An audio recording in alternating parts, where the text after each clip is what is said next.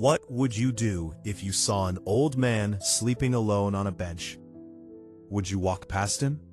Would you stop and check if he was okay? Or would you simply assume that someone else would help?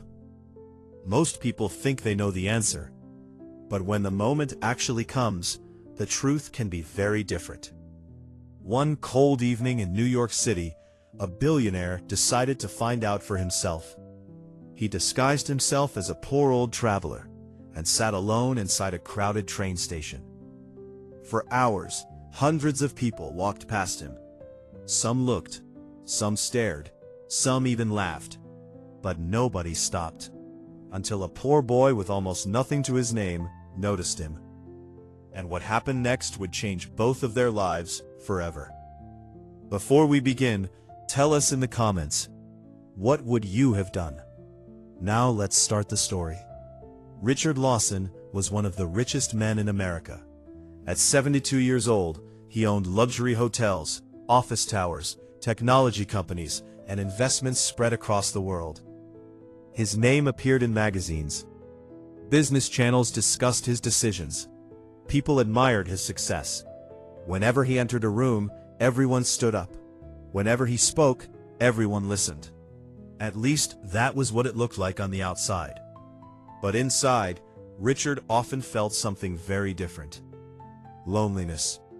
The kind of loneliness that money could never cure. Over the years, he had begun to notice something strange. People treated him differently once they learned who he was. Waiters smiled wider. Business partners became friendlier. Even strangers suddenly became interested in talking to him. At first, he enjoyed the attention. But after a while, he started asking himself a difficult question. Do these people actually care about me?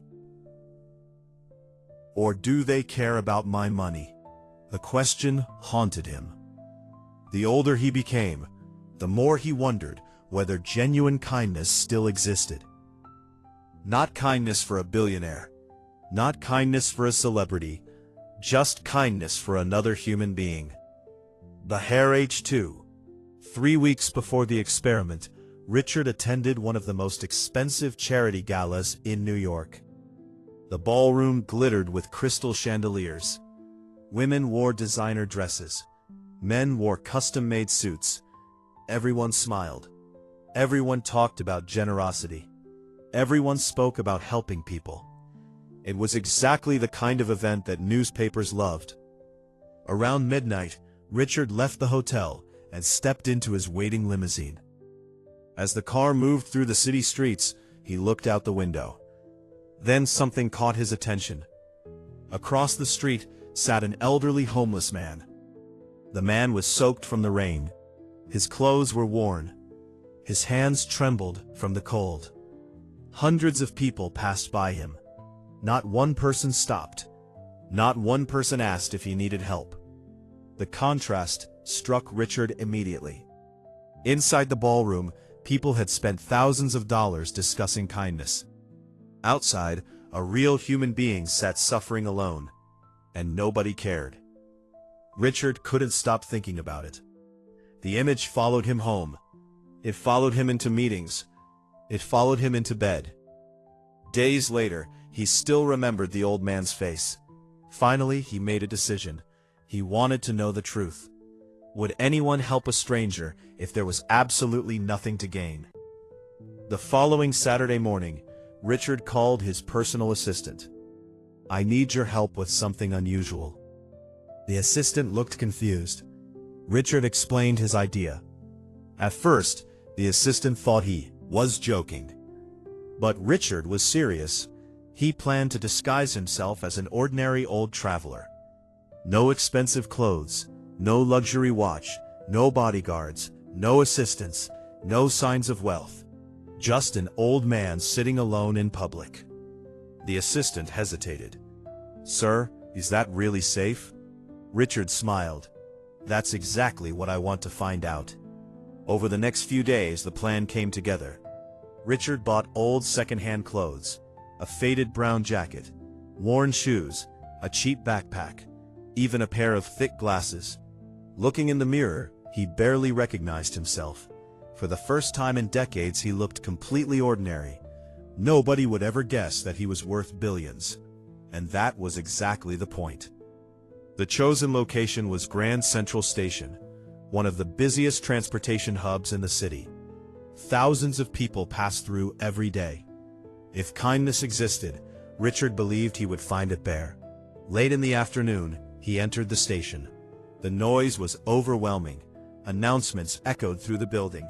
Passengers rushed toward trains. Tourists dragged heavy luggage. Street musicians performed for spare change. Richard quietly sat down on a bench near the center of the station. Then he waited. The first hour was uneventful. People walked past without noticing him. The second hour was different. Richard slowly began acting tired. His shoulders slumped, his eyes closed. His backpack slipped to the floor. Eventually, he appeared to fall asleep. At first, he expected someone to check on him. Nobody did. Minutes became hours. Nobody stopped. A young businessman nearly stepped on his backpack. A woman glanced at him before continuing to walk. Two teenagers laughed and pointed. One man even took a picture. Richard felt disappointed. Not angry. Just sad. Was this really what society had become? Had people become so busy that they no longer noticed each other? As evening approached, Richard considered ending the experiment. Maybe he already had his answer. Then he saw someone approaching. A boy, perhaps 12 years old. Thin, small for his age, wearing faded jeans and an oversized jacket. In his hands was a cardboard box filled with candy bars. The boy moved through the station, politely asking people if they wanted to buy one. Most ignored him. Some shook their heads. A few purchased candy. The boy thanked each customer with a smile. Despite the constant rejection, he never seemed angry. Eventually, he noticed Richard. The boy stopped walking. For several seconds, he simply stared. Then he slowly approached the bench. Richard remained motionless. The boy frowned. "Sir?" No response. "Sir, are you okay?" Still nothing. The boy looked around. People continued walking. Nobody paid attention. The boy stepped closer. "Excuse me, sir?" Nothing. Concern appeared on the boy's face. Richard expected him to leave. Instead, something unexpected happened. The boy gently picked up the backpack from the floor. Then he placed it safely beside the bench. As if protecting it. As if protecting him. Richard felt surprised. The first act of kindness anyone had shown all day. But the biggest surprise was yet to come. The boy sat down nearby. At first, Richard assumed he would leave after a minute or two. He didn't. 5 minutes passed. The boy remained. 10 minutes passed. Still there. The boy kept glancing toward Richard with concern. Every minute he spent sitting there meant fewer candy sales. Fewer sales meant less money. Yet he stayed anyway. Eventually, another young vendor walked past. "Daniel." The boy turned. So his name was Daniel. "What are you doing?" a vendor asked. Daniel pointed toward Richard. "I think he might be sick." The other boy shrugged. "That's not your problem." Daniel looked back at the old man. "Maybe not." "Then why stay?" Daniel didn't answer immediately. Finally, he said something simple. "Because nobody else is." The other boy laughed and walked away. But Daniel remained, watching, waiting, protecting a stranger. And for the first time that day, Richard felt hope. Maybe kindness wasn't gone after all. Maybe it had simply become harder to find. The station lights began to glow brighter as darkness fell outside. Daniel checked the time. Then he looked inside his pocket. Richard noticed him counting a few small bills, probably the money he had earned selling candy. The boy walked toward a vending machine. A minute later he returned, carrying a bottle of water. Richard heard him whisper softly, "If he wakes up thirsty, he'll need this." Then Daniel placed the bottle beside the bench. Richard almost opened his eyes. The water had clearly been purchased with Daniel's own money. Money he likely needed.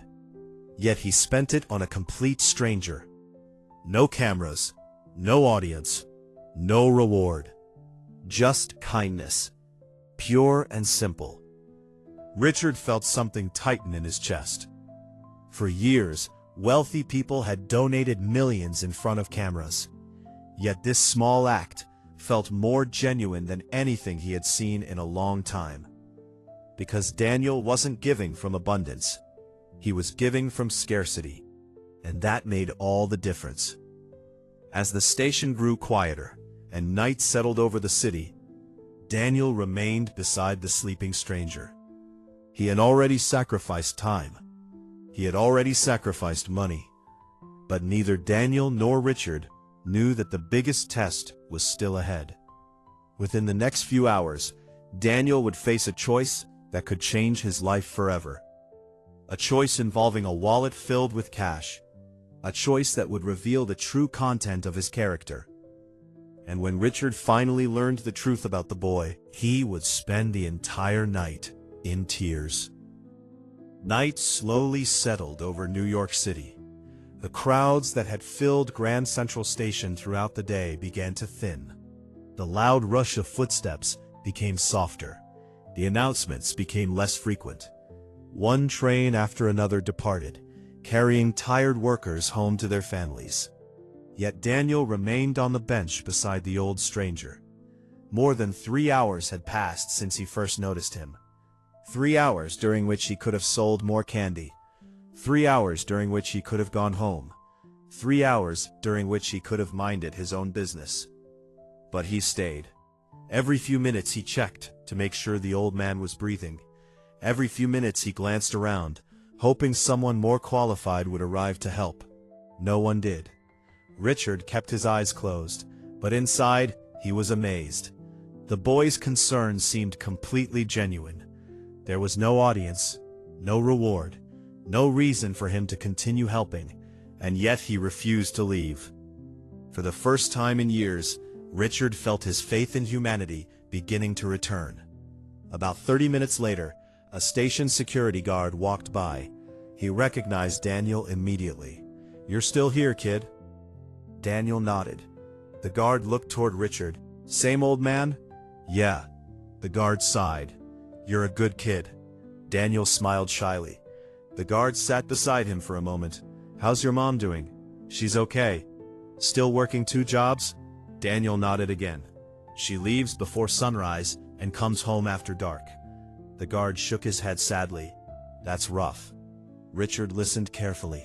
For the first time, he was learning more about the boy. The guard continued.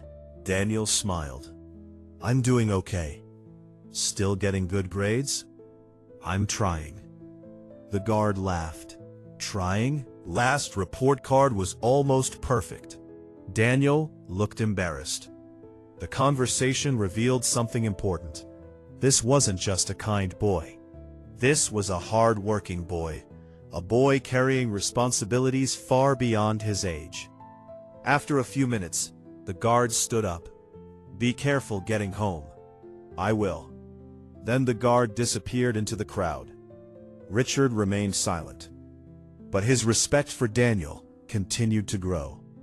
An hour later, Richard slowly shifted his position.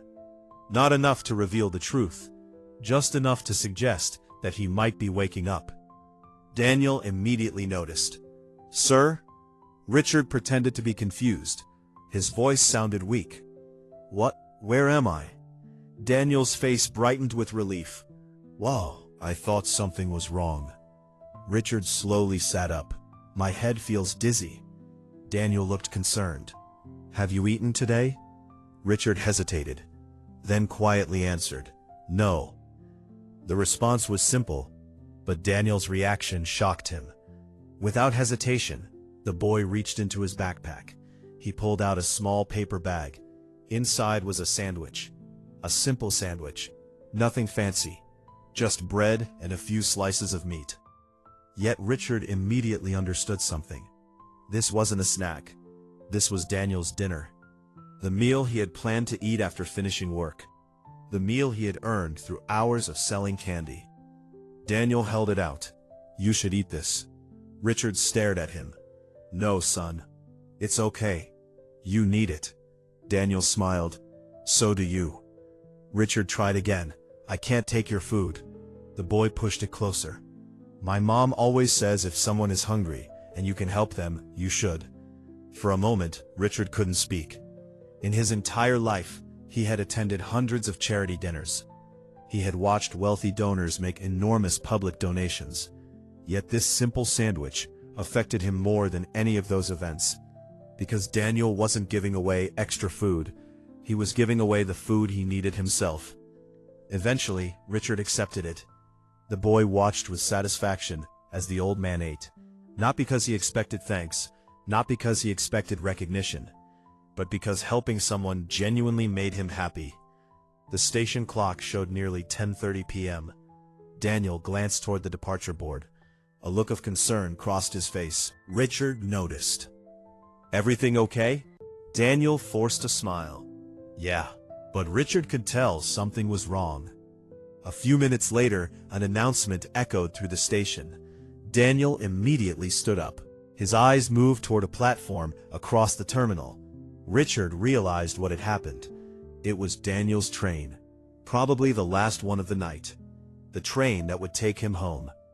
Daniel looked toward the platform, then back toward Richard, then toward the platform again. The conflict on his face was obvious. If he boarded now, he could get home safely. If he stayed, he would miss it. The train doors opened. Passengers began boarding. A station employee shouted, "Last call." Daniel remained frozen. Richard expected him to leave. In fact, he wanted him to leave. The boy had already done more than enough. Then Daniel asked a question. "Are you sure you're okay?" Richard nodded weakly. "I think so." But Daniel didn't seem convinced. The final boarding announcement echoed through the station. The doors closed. The train slowly pulled away. Daniel watched it disappear.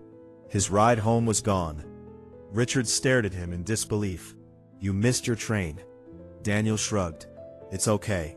How will you get home?" "I'll walk." "How far?" Daniel hesitated, then quietly answered, "About 6 miles." Richard felt his heart sink. 6 miles. At night. After a full day of school and work. All because the boy didn't want to abandon a stranger. At that moment, Richard faced a decision. Everything he had seen so far suggested that Daniel was extraordinary. But one final question remained. Would the boy remain honest when presented with temptation? Slowly, without Daniel noticing, Richard allowed a thick wallet to slip from his pocket. It landed beside the bench. A few seconds later, Daniel spotted it. His eyes widened. "Sir!" Richard looked confused. "What?" "You dropped your wallet." Daniel picked it up. As he did, the wallet opened slightly. For just a moment, stacks of cash became visible. A lot of cash. Far more money than Daniel likely saw in months. The boy froze. Richard carefully watched his reaction. Inside that wallet was enough money to buy groceries for weeks.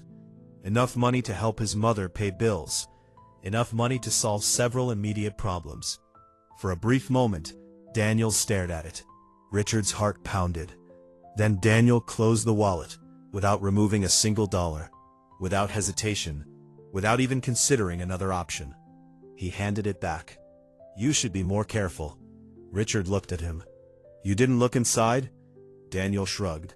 "Not really." "What if there was money in there?" "There probably is." "What if you needed it?"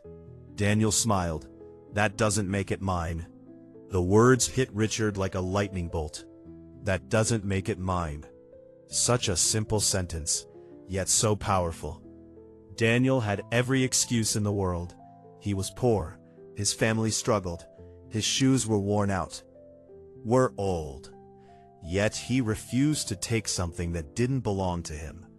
Not because someone was watching, because it was the right thing to do. For the next several minutes, Richard and Daniel talked. The conversation was simple, but every answer revealed more about the boy's character. Richard asked, "Do you ever wish life was easier?" Daniel laughed. "Every day." "Then why stay positive?" The boy thought for a moment, then smiled. Because being angry doesn't help. Richard nodded. What do you want to be when you grow up? Daniel's eyes brightened. I want to help people. Richard looked surprised. You mean become a doctor? Maybe. A firefighter? Maybe. What if you became rich? Daniel smiled. Then I'd help even more people. The answer was immediate, natural, honest, and completely sincere. Richard felt emotion building inside him.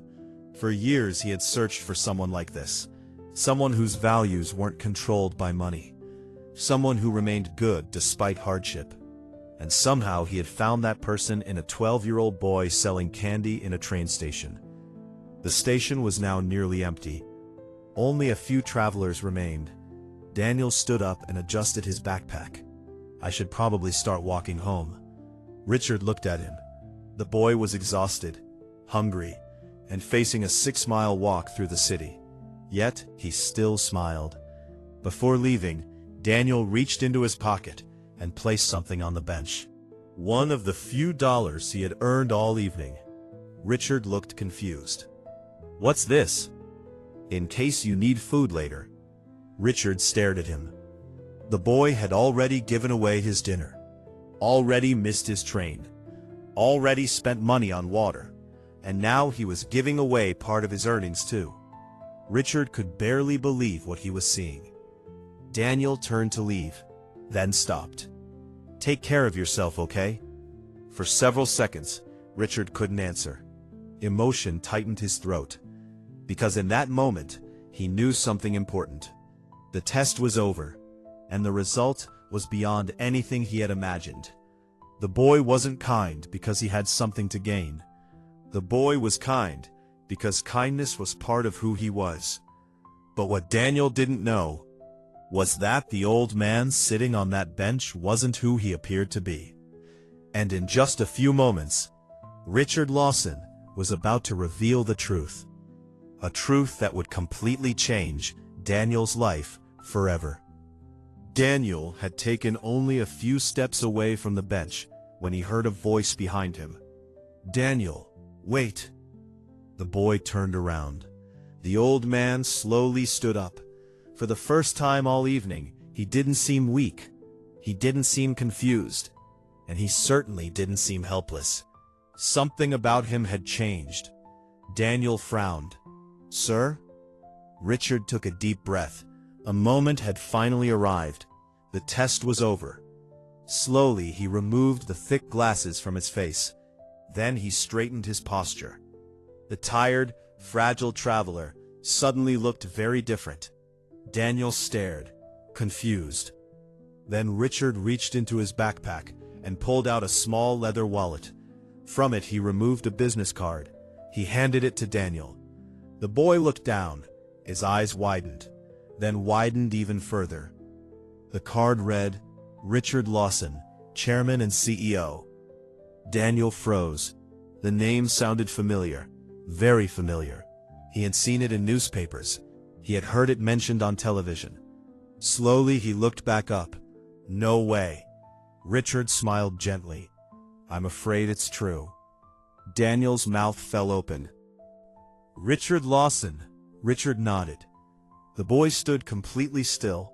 His brain struggled to process what he had just heard. The poor old traveler, the man sleeping on a bench, the stranger he had spent hours helping, was one of the richest men in America. For several moments, Daniel couldn't speak. Finally, he managed to ask, Why? Richard sat back down. Then he told him everything. The disguise, the train station, the experiment, the search for genuine kindness, the reason he had pretended to be asleep, the reason he had dropped the wallet, the reason he had watched every decision Daniel made. When he finished speaking, Daniel looked stunned. So, you were testing people? Richard nodded. In a way. And I passed? Richard smiled. No. Daniel looked confused. No? You did something far more important. What? You reminded me that good people still exist. The station became silent. For years, Richard had searched for proof that kindness wasn't disappearing from the world. He had expected disappointment. Instead, he had found Daniel, a boy who had almost nothing, yet somehow gave more than people who had everything. Richard looked at Daniel carefully. "There is something I still don't understand." "What? Why did you stay?" Daniel shrugged. It felt wrong to leave. "But why?" The boy thought quietly. Then his expression softened. "My dad used to say something." Richard listened. Daniel continued. "He said that every person you meet is fighting a battle you can't see." Richard nodded slowly. And if you ever have the chance to help someone, you should." The boy smiled sadly. "My dad believed kindness mattered." "What happened to him?" Daniel lowered his eyes. "He died when I was 7. Richard felt a pain in his chest. "I'm sorry." Daniel nodded. "Before he died, he told me one thing." "What was it?" The boy looked directly at him. "Never let a hard life turn you into a hard person."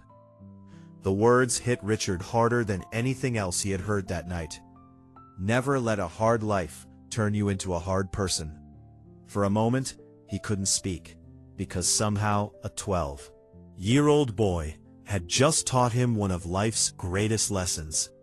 Richard looked at the station clock. Almost midnight. "You missed your train because of me." Daniel smiled. "It's okay." "No, it's not." Richard stood up. "I'm driving you home." Daniel immediately shook his head.